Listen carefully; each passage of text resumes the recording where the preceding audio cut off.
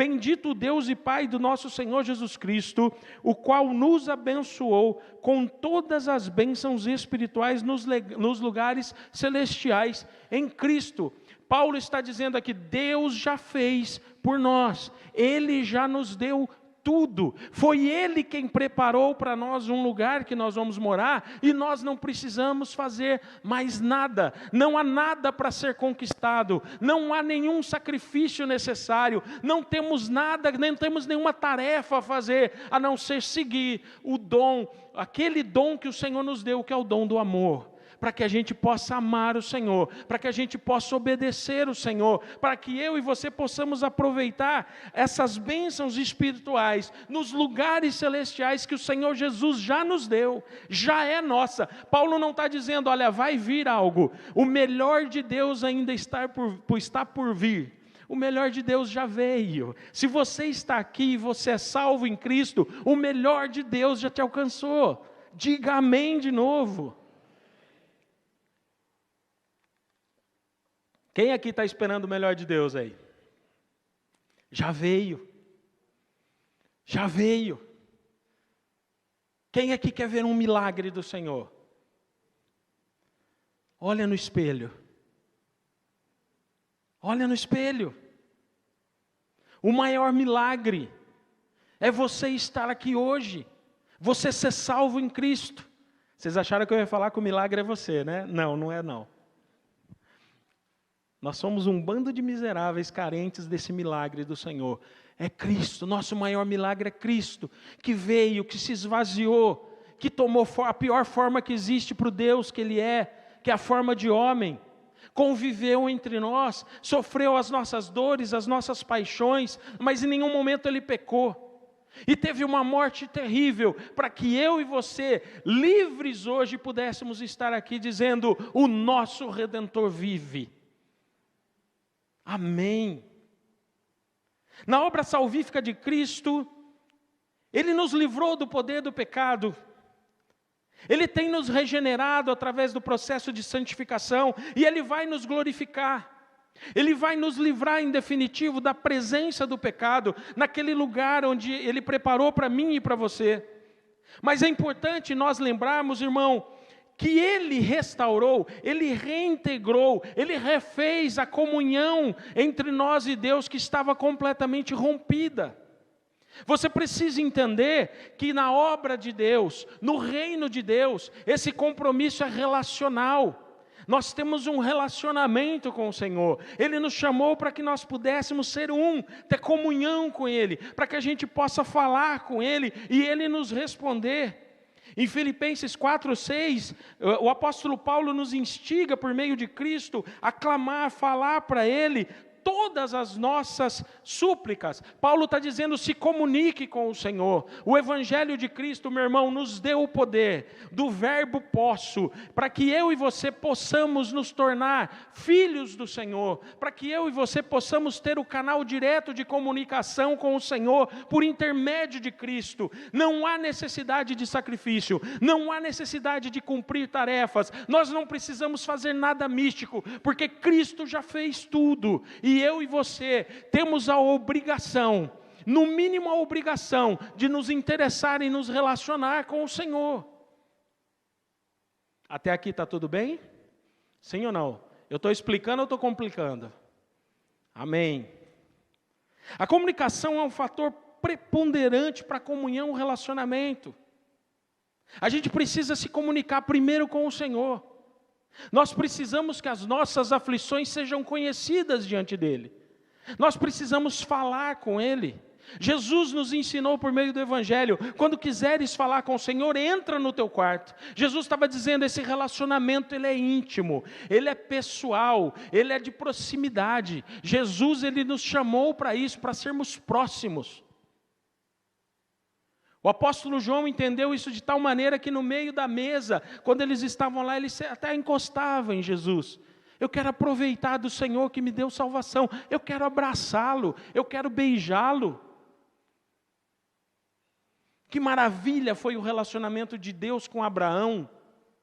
Abraão não fez nada demais, eu sempre gosto de citar, quando eu falo em relacionamento, em comunicação, eu gosto sempre de citar Abraão, porque não há nada assim de tão maravilhoso na história de Abraão. E Deus abria os céus para falar com ele. Você consegue se imaginar nessa situação? O Senhor abriu o céu. Oi, Azenate, tudo bem? Olha eu aqui, vamos bater um papo? Olha que coisa linda. E nós temos esse contato, porque Ele já deixou toda a comunicação escrita aqui para mim e para você, para que nós pudéssemos encontrá-lo sempre que nós o procurássemos. Jesus nos deu isso aqui para que eu e você tivéssemos contato, um relacionamento ativo. E entenda uma coisa, a igreja de Cristo, ela é ativa, ela é viva, ela é pulsante. Nós não podemos mais aceitar ser como esse filho mais velho, que está aqui, tudo nos pertence, mas a gente não aproveita porque nós estamos presos naquele cabresto da regra, daquele cabresto do pecado, no cabresto das pessoas que não se comunicam, do egoísmo, do egocentrismo.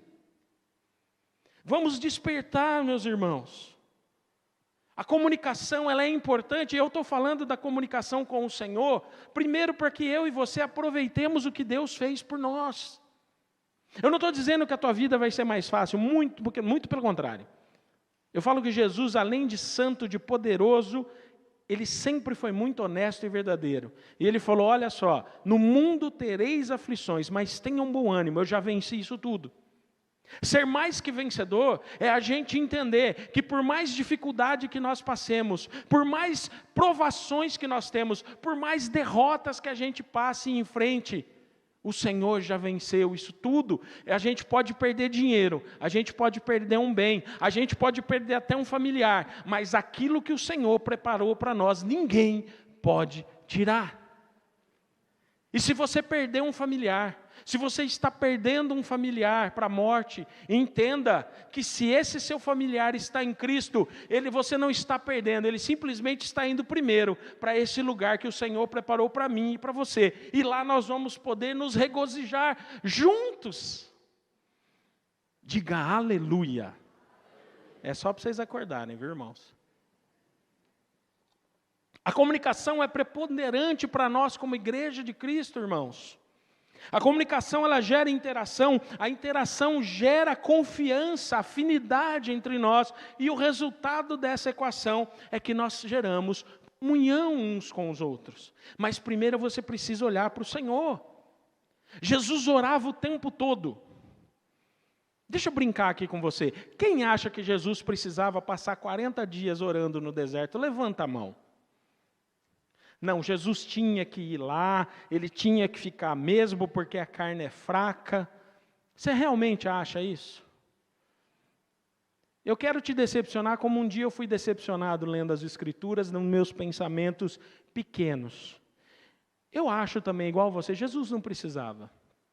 Ele era Deus, ele estava encarnado, mas ele nunca deixou de ser Deus. Ele abriu mão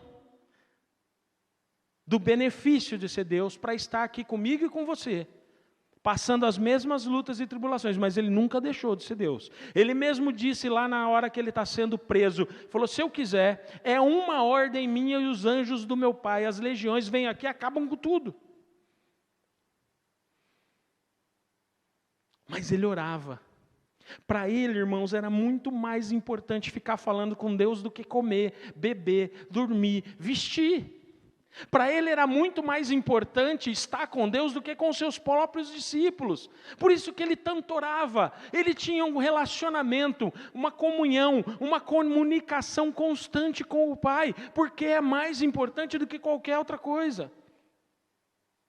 Irmão, se não fosse para nós nos comunicarmos, para nós nos envolvermos, para que nós tivéssemos comunhão uns com os outros, se não fosse para a gente viver em família, para que a família fosse a base da igreja, Jesus não teria vindo. Não precisava, Ele é Deus. Ele podia assinar um decreto, Ele podia estralar um dedo, falar a partir de hoje o pecado não tem mais domínio sobre os homens. Mas ele veio justamente para mostrar para mim e para você que há necessidade de nos relacionarmos. Presta atenção numa coisa: quem aqui é casado, levanta a mão. É sempre a mesma coisa quando eu pergunto isso. As mulheres levantam a mão feliz assim, ó. Os homens dão aquele sinalzinho: eu estou lascado, né? Mas irmãos, como é que você vai morar com essa abençoada? Como é que você vai morar com esse abençoado até que a morte os separe? Se você não conhece ele ou ela, se você não tem um relacionamento, uma comunicação ativa, se vocês não conversam, como que vocês vão ser uma só carne, estranhando-se um ao outro? E aí já fica a dica para o casal: converse, se comunique, crie intimidade, crie relacionamento. Marido, se tem alguém que tem que saber o que passa na sua cabeça, os desejos do seu coração, é a tua esposa. Não é a coleguinha do trabalho, a irmã da igreja, a moça do círculo de oração, o pastor. É a sua esposa. Esposa, as suas frustrações, perigoso que eu vou falar aqui, hein? Elas precisam ser conhecidas pelo seu marido. E marido, você precisa saber recepcionar essa informação. Esposa, você precisa saber receber a informação que teu marido está te passando. Quando eu me casei, eu entendo que há um desnível, tá, irmãos? Esse julgo aí é um pouco desigual das informações e da comunicação. Quando eu me casei, o pastor que fez meu casamento falou: Rodrigo, entenda uma coisa, você precisa deixar e você precisa compreender e ouvir pelo menos 3.000 palavras da Diná. Eu falei: o senhor me lascou. Porque ela vai querer usar a meta certinha, 3.000 palavras. Espera aí que eu falei só 1.700, agora eu quero continuar. Mas você casou com uma mulher, meu irmão. Ela precisa expor as frustrações, as ansiedades, os desejos, as necessidades que ela tem, as dificuldades que ela tem, e é você que está ali. 1 Pedro 3 diz para a gente tratar a nossa esposa como a parte frágil do casamento. E você, esposa, precisa ser a ajudadora. Você precisa ser a auxiliadora do teu marido. O mundo já está pronto de uma forma surpreendente e eficaz para nos lançar para o chão, para nos derrotar. Nós não precisamos da nossa auxiliadora, a mulher que nós escolhemos para passar toda a nossa vida. A mulher que nós decidimos deixar os desejos que nós tínhamos como homens, para direcionar esses desejos só para você. Então você precisa edificar o seu lar. Não precisa de ninguém para derrubar os muros. Os muros já são apedrejados todos os dias. Até aqui tudo bem, irmãos? Eu fico preocupado para que os irmãos entendam o que o Espírito está nos ensinando. Na família é necessário que os membros se interessem pelos assuntos e o bem-estar do outro, irmãos. Precisam orar juntos, vocês precisam cantar juntos, precisam estudar a palavra juntos. Uma família em comunhão estende esse bom relacionamento para a igreja. E nós não podemos esquecer que a família é a base da igreja. Casais precisam conversar, precisa ter comunhão, precisa ter cumplicidade uns com os outros.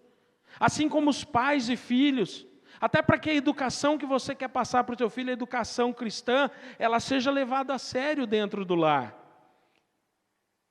Seus filhos precisam ser obedientes, sim, principalmente à palavra do Senhor, mas você precisa se comunicar.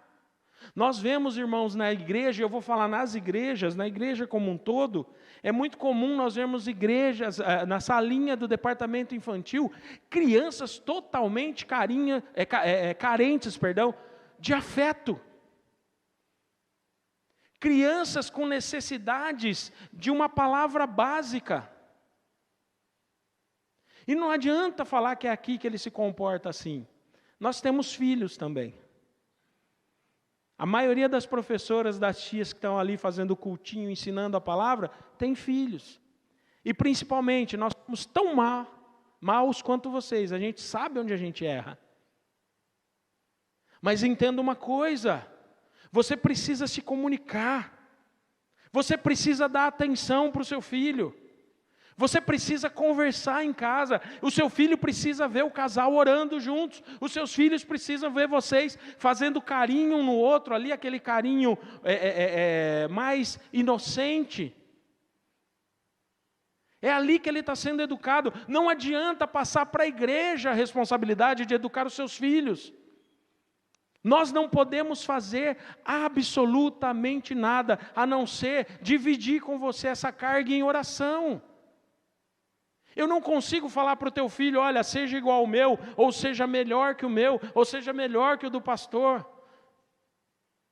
Ele vai aprender com os principais professores da vida dele, são vocês, os pais.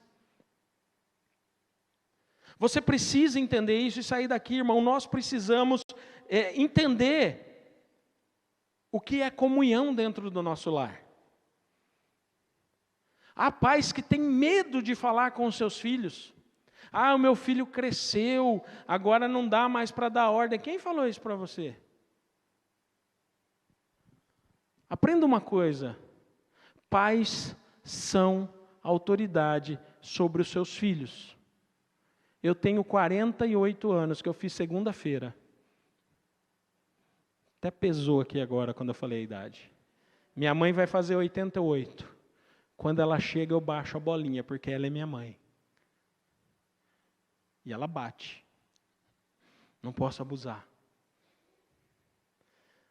Pais, nós temos autoridade dada pelo Senhor para nós sobre os filhos.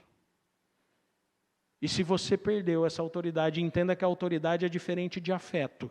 Afeto você conquista, a autoridade você toma, você impõe, você vai e pega para si. Ela é imposta, em amor em Cristo, mas ela é imposta.